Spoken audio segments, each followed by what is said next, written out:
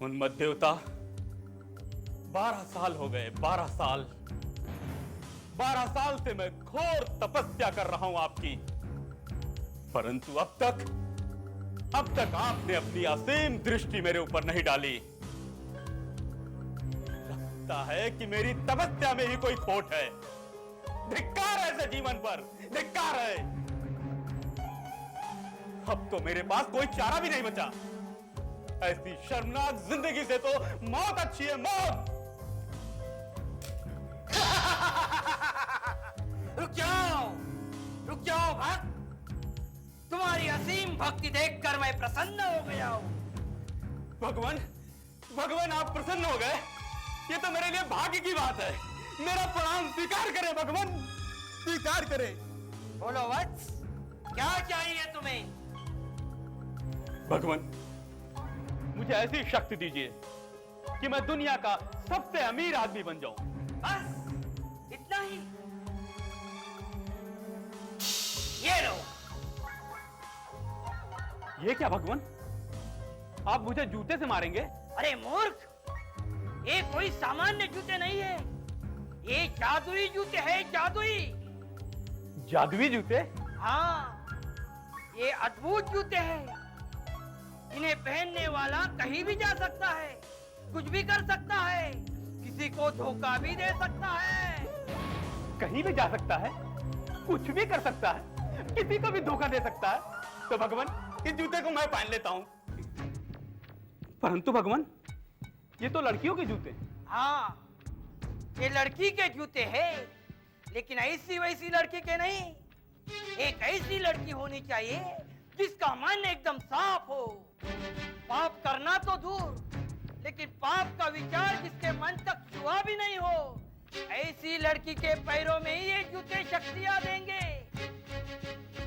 जाओ वत्स, ये जूते मैंने तुझे दे दिए। अब ऐसी लड़की ढूंढना तेरा काम है। कल्याणमस्तु। आप चिंता ना करें उन्मत्त देवता, आपने जैसी लड़की कही है, ये जूते वैसी ही लड़की के पास पहुंच जाएंगे।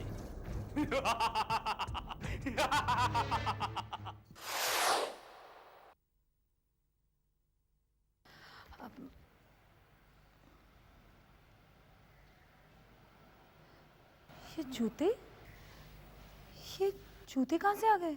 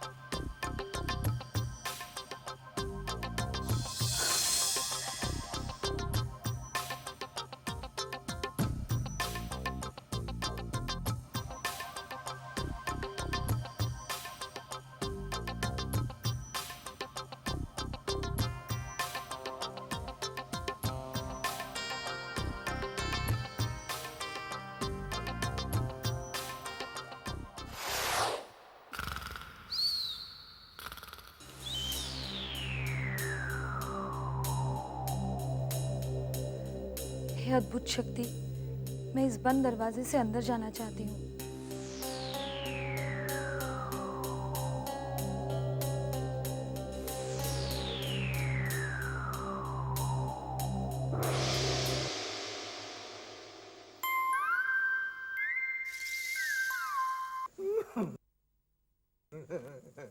मत रोइए सेठ जी, प्लीज मत रोइए। देखिए हम लोग भी दुखी है, हम रो रहे हैं क्या? आपको देख के मुझे मेरे पिताजी की याद आती है। क्यों रोते आप? अरे रोऊंगा नहीं तो क्या करूं?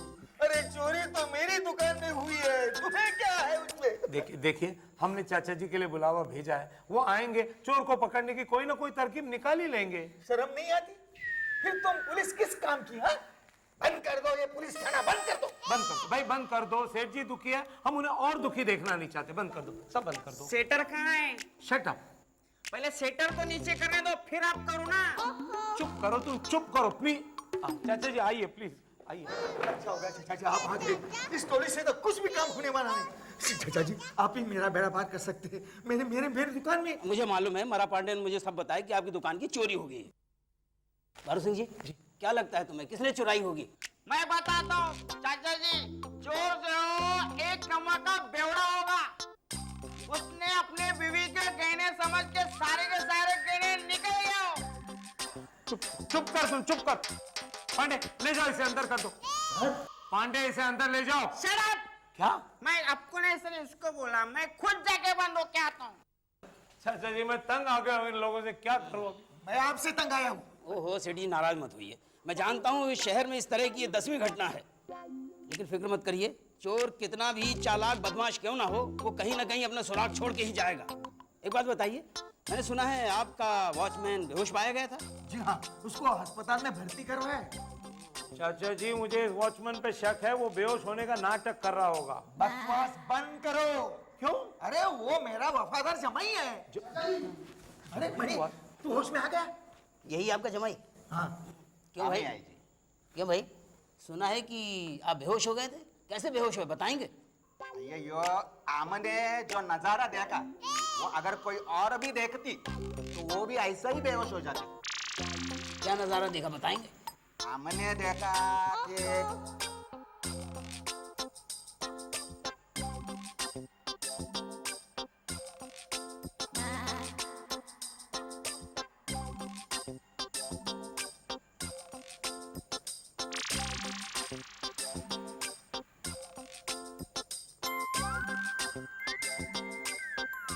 ऐसा हुआ। अच्छा एक बात बताओ, अगर उस लड़की को देखोगे दोबारा से तो पहचान लोगे? क्यों नहीं पहचानेगा जी, जरूर पहचानेगा। बारू सिंह जी, जी एक काम करिए, मैं किसी चित्रकार को लेकर अपने घर पहुंच रहा हूँ। मुझे तकरीबन 1.5 घंटा लगेगा, तब तक तुम इनके जवाई को भी लेकर मेरे घर पहुंचो। जी सर। ठीक है, देर मत करना। नहीं जी।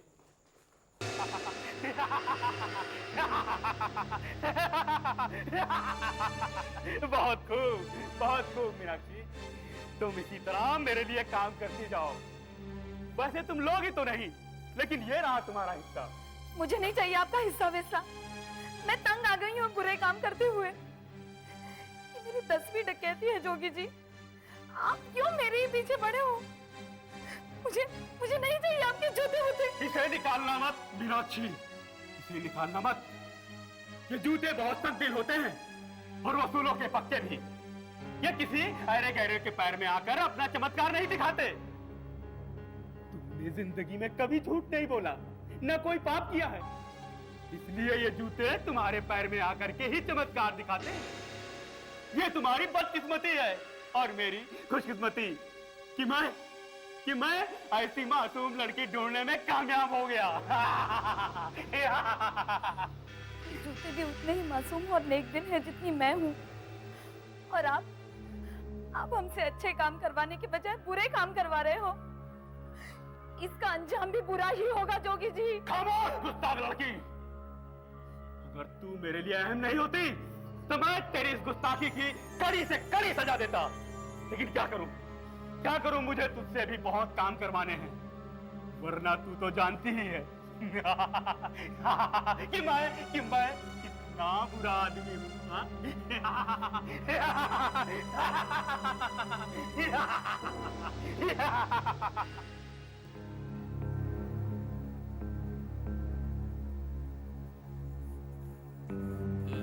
वॉचमैन, पहचानो इसे।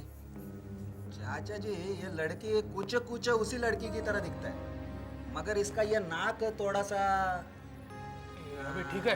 हाँ ये बराबर है। अभी ये इधर का बाल ऐसा थोड़ा सा ऐसा यहाँ आइए एकदम। चाचा जी, ये वही लड़की है जिसको मैंने दीवार के अंदर जाते हुए देखा और मैं बेहोश हो गया। अच्छा, जरा मैं भी तो देखूं। हाँ देखो, मैं होश में हूँ अभी। अरे तुम्हें नहीं यार, मैं पेंटिंग की बात कर रहा हूँ। एक मिनट, इसके जूते किधर गया?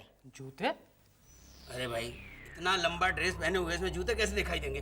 नहीं, मैंने इसके जूते देखे हैं। इसे तो जूतों से मारना चाहिए। एकदम बराबर। लेकिन जूते कैसे देखे? जूते तो ढके होंगे ना। नहीं चाचा जी, मैंने कैसा देखा मालूम है? वो चमकते हुए जूते। सिर्फ चमकते हुए जूते नहीं चाचा जी। हाँ मैं समझ गया, वो फिल्मों में जिस तरह दिखाते हैं ग्लो करते हुए जूते। हाँ, चाचा जी, इसका मतलब वो चोरनी जरूर फिल्मी दुनिया से जुड़ी होगी। मैं अभी पता करता हूँ। ओहो, मैं जो कहता हूँ वो करो। जी चाचा जी। फिलहाल एक काम करो, तुम शहर में देखो कि इस तरह के जूते किस दुकान पे मिलते हैं। मैं अभी गया चाचा जी। चोरने जाएगी कहाँ? मैं इंटरनेट पे पता करूंगा किस तरह के जूते कहाँ मिलते हैं। अब मेरे लिए क्या हुक्म है चाचा जी? देखो, मैं एक इश्तार तैयार करता हूँ, सुबह तक वो इश्तार सारे अखबारों में छप जाना चाहिए। जी चाचा जी। ग्लो करते हुए जूते।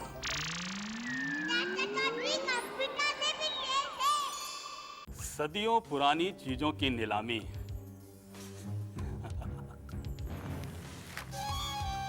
समझ रही हो मीनाक्षी? सदियों पुरानी चीजों की नीलामी हो रही है। कुछ समझ में आया? जी नहीं। नहीं? मासूम हो ना? जूते नीलामी, तुम वहां जाओगी और कीमती चीजें खरीद के लाओगी मेरे लिए। नहीं, मैं वहां नहीं जाऊंगी। मैं नीलामी में हिस्सा नहीं लूंगी। तुम्हें वहां जाना होगा मीनाक्षी। नहीं, मैं नहीं जाऊंगी। नहीं जाओगी? जानती हो, कल रक्षाबंधन है और तुम्हें अपने भाई के साथ इस त्योहार का आनंद उठाना है, और मैं नहीं चाहता कि तुम्हारा ये आनंद मैं छीन लूं।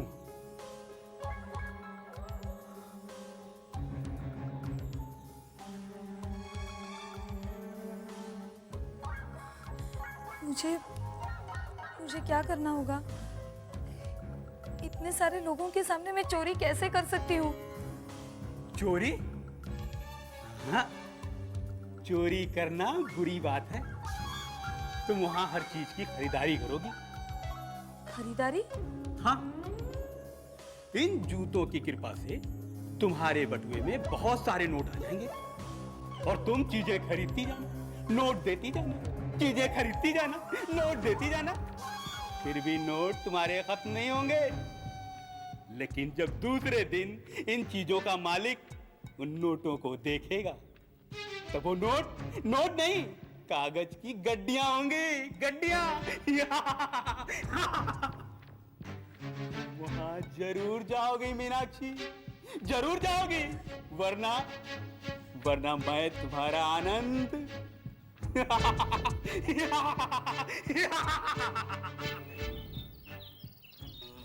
मिन्नी कहाँ चली गई? चाची जी कलावती के घर गई हैं, बुला लाऊं? रहने दो, आते ही पूछेगी कहाँ जा रहे हो, क्यों जा रहे हो। क्यों जी, ये तैयार होके कहाँ जा रहे हैं आप? अरे कहीं नहीं जा रहा हूँ, मैं तुम्हें देख रहा था, वो रुमाल नहीं मिल रहा मेरा।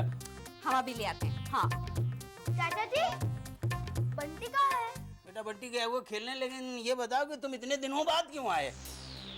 चाचा जी, ये मीनाक्षी दीदी की तस्वीर आपके पास कैसे है? मीनाक्षी? ये मीनाक्षी की तस्वीर है, तुम जानती हो उन्हें? हाँ, ये मेरे दोस्त आनंद की बड़ी बहन है। आनंद तो मेरे ही क्लास में पढ़ता है। अच्छा, तुम ठीक से मालूम है तुम्हें ये आनंद की बहन है? जी हाँ चाचा जी। अच्छा बेटा, तुम अपने दोस्त के यहाँ मुझे ले चल सकते हो? मुझे नहीं पता, आनंद से पूछ लेता।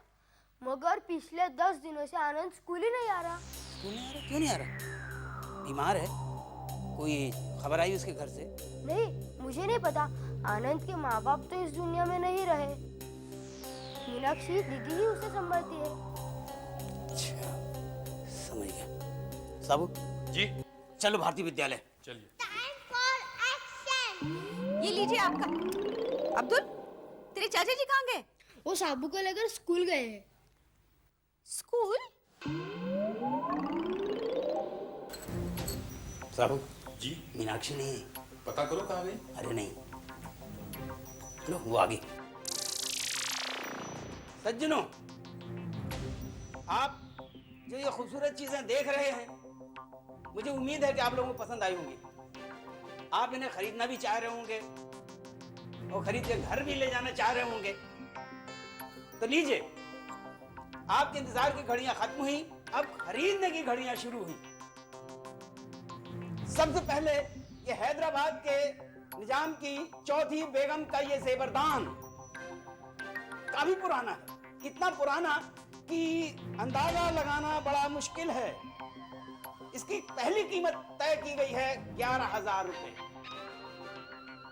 11,000, 11,001, 12,000, 12,001, 12,002, 13,000, 13,001, 13,002, 14,000, 14,001, 14,002, 15,000।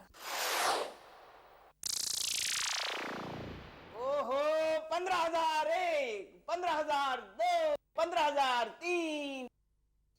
आपने ये तमाम चीजें खरीद ली, अब तो आप इनकी हकदार हैं। बधाई हो आपको। जी शुक्रिया। कुल मिलाकर कितने पैसे देने हैं? जी पैसे तो बाद में मिल जाएंगे, लेकिन इसके अलावा एक सौदा और है मेरे पास जो शायद आपके लिए बड़ा फायदेमंद होगा। कैसा सौदा? इन चीजों को आप बगैर पैसे दिए भी ले जा सकते हैं। वो कैसे? इन चीजों के बदले आप अपने खूबसूरत जूते हमें दे दीजिए। नहीं नहीं, ऐसे नहीं हो सकता, आप पैसे ही ले लीजिए। एक बार सोच लीजिए आप। जी नहीं। नहीं देंगे आप? नहीं। तो फिर मुझे एक बार अपने जूते देख लेने दीजिए। जी नहीं। नहीं, मैं एक बार तो देखना चाहूंगा। साबू सर,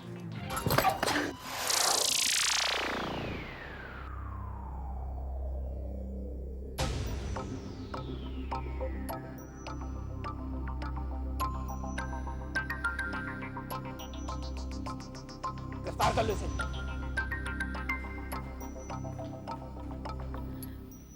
मुझे माफ कर दीजिए चाचा जी, मैं बेकसूर हूँ। तुम बेकसूर हो तो कसूरवार कौन है? जोगी। जोगी? कौन जोगी? जी हाँ जोगी, उसने मेरे भाई को अपने कब्जे में कर लिया है और अगर मैंने उसका कहना नहीं माना तो उसने मेरे भाई को जान से मार डालने की धमकी दी है। साबू, पुलिस के साथ तुम जाकर। समझ गए चाचा। चलो मेरे साथ। मीनाक्षी नाम है तुम्हारा? जी चाचा जी। ये लो मीनाक्षी। चलो भाई, तुम्हारी मुराद पूरी हुई। जी चाचा जी। अब मैं बताता हूं कि इस पहेली को मैंने कैसे सुलझाया। जब मुझे वॉचमैन ने बताया उन चमकीले जूतों के बारे में, तो मैंने बाजार में छानबीन की, मुझे वो जूते कहीं नहीं नजर आए।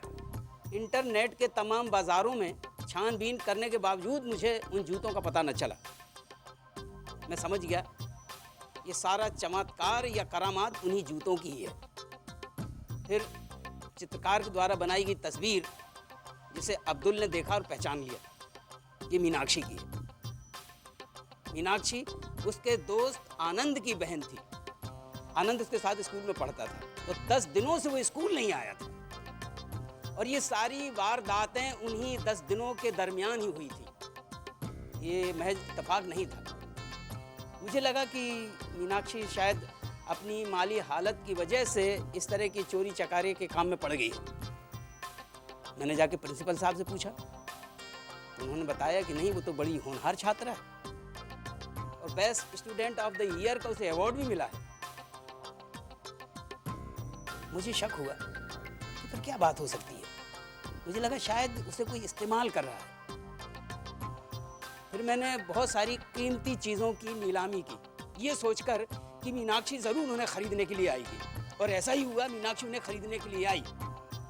मैंने उन चीज़ों के बदले में उससे जूतों की मांग की, वो मुकर गई।